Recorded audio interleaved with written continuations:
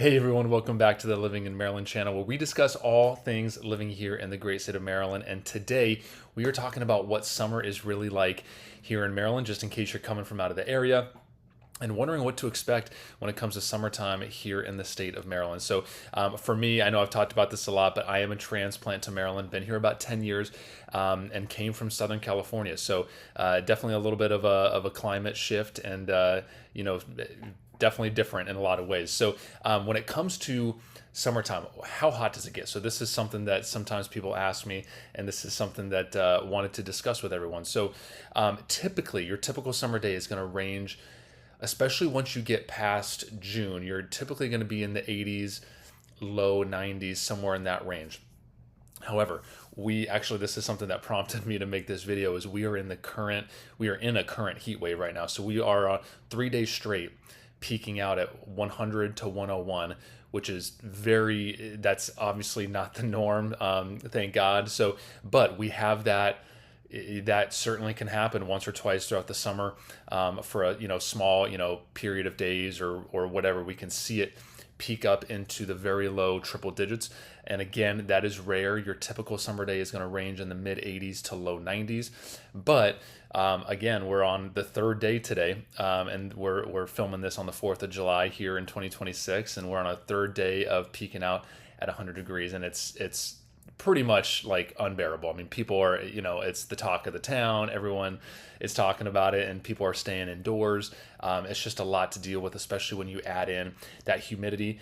And that brings me to my second point is the second biggest thing about summer in combination with the heat is going to be the humidity. So for me, coming from Southern California, I was used to obviously a more mild climate. As you get inland a little bit, about a good 10 to 15 miles off the coast, especially in Southern California, you still get heat, but it is a drier heat.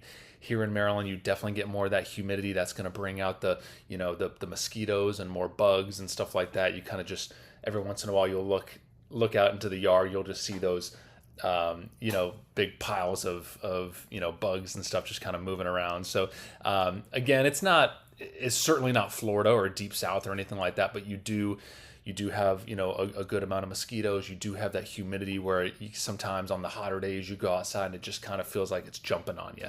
You know what I mean? So that's again, something else to be prepared for when it comes to summertime here in Maryland. And then lastly, when it comes to the heat here in Maryland, sometimes people ask me, do most homes have air conditioning? I would say in general, yes. If you kind of talk to your typical person here in Maryland, they would consider air conditioning as pretty essential.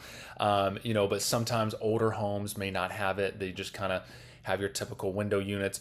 But for your typical townhome, condo, detached single family home, most properties are going to be have a setup with air conditioning. It's pretty standard here. We are seeing a growing number of homes move to like your mini splits, your Mitsubishi mini splits, especially in the older homes.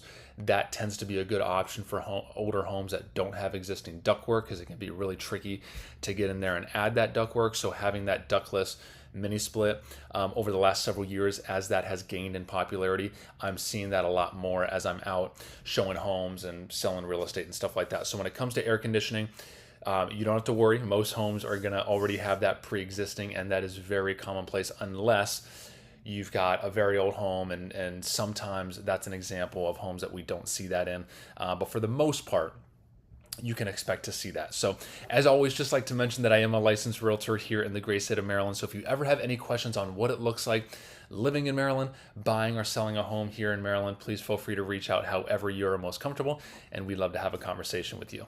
All right, next thing I wanted to mention is summer thunderstorms here in Maryland. This is another thing that I was really not used to coming from the West Coast. Is it didn't really, on the West Coast, or at least in Southern California, it didn't really rain much in the summertime, like much at all. So coming here, we do get usually a good, rain, thunderstorm, once a week, every 7 to 10 days, something like that. So that's something to, expect and something to be prepared for. A couple things why I think that that's kind of a nice thing is, one, it tends to cool things off, right? So, if a good rain comes through, it's going to, cool down the day, cool down the temperature. And that's nice. The other thing is that, at least for me personally in Southern California, summertime comes, July comes, August comes, all the grass dies. It's ugly. It's not like pleasant in any way. Here, with the steady rain and stuff like that, the grass stays green pretty much year round, which is really nice. So that's something that I really appreciate. The other thing is that you don't really need sprinkler systems or irrigation systems. That's very rare out here because of, you getting steady rain year round. Mother Nature just kind of takes care of that, keeps the grass green and all that kind of stuff. So from those couple of standpoints, that's something that I think is beneficial from that. When it comes to cutting grass, so we have about a half acre. So for the last several years, I've been paying about $50 per cut. So when it comes to cost of landscaping and just general lawn care, that's something that you can kind of plan for and budget for. So, usually that's ranging anywhere from 150 to 200 a month, because typically once June comes, they're typically cutting once a week just to make sure that the grass doesn't get too tall. They don't want to, it's bad for the blades and stuff like that for that grass to get too tall. So usually these guys are cutting once a week. So paying $50 a week for the few months of summer, you're usually looking at about a couple $100 per month. As you get into like late summer and that heat kind of starts, impacting how fast the grass is growing, sometimes they'll go to every other weeks, and sometimes you'll, not have to cut as much. And then as you move through early fall, October, early November, again, usually every other week until, your first or second freeze comes, and then you're kind of taking a break. They're not really cutting much at all through late fall into very early spring. So a couple things to be aware of when it comes to that come to mind specifically about Maryland in summertime. All right, and then next, just wanted to mention that Maryland does have a lot of opportunities to cool off when summer gets into its peak and gets hot. So, we have plenty of beaches. Ocean City, you got the Delaware beaches just north of that, only about 2.5 hours away, especially from most of central Maryland, general greater Baltimore area and DC area, 2.5 to 3 hours depending on the traffic, of course. So opportunities to cool off, get out to the beach. This is something that a lot of Marylanders do.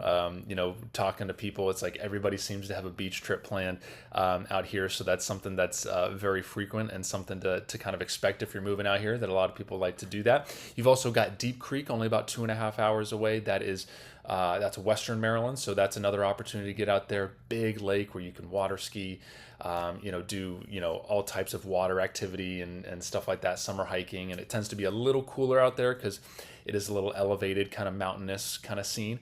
There's a ton of pool clubs out here too. So, as we've lived here for years now, just notice a lot of people join pools. A lot of them have waiting lists and stuff like that. So it can be pretty high demand, but a lot of people are taking advantage of that just to stay, busy and stay cool during summertime. So those are a couple things that kind of come to mind of, common summer activities here in Central Maryland.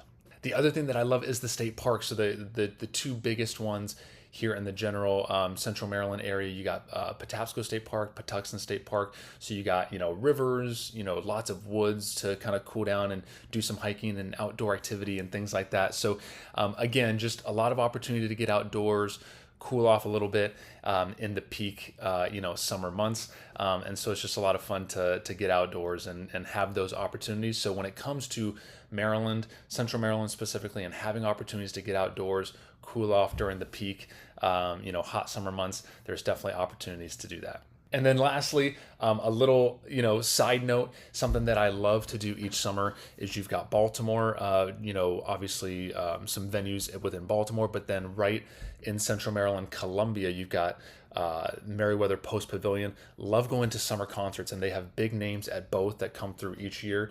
And it's just kind of nice because it's not super long drives, and you've got multiple options to do, summer concerts and then different kind of events and stuff that they do at both of those venues. So again, just kind of having one more thing, an opportunity to do during summertime is really nice to have those venues nearby. And of course, DC has various ones as well. So between, the 45 miles between DC, Baltimore, and then Columbia, almost right in the middle, just lots of opportunities to get outdoors and kind of stay busy during summertime. So thanks so much, everybody, for watching this video. If you ever have any questions about living in Maryland, please feel free to reach out however you are most comfortable, and we'll see you at the next video.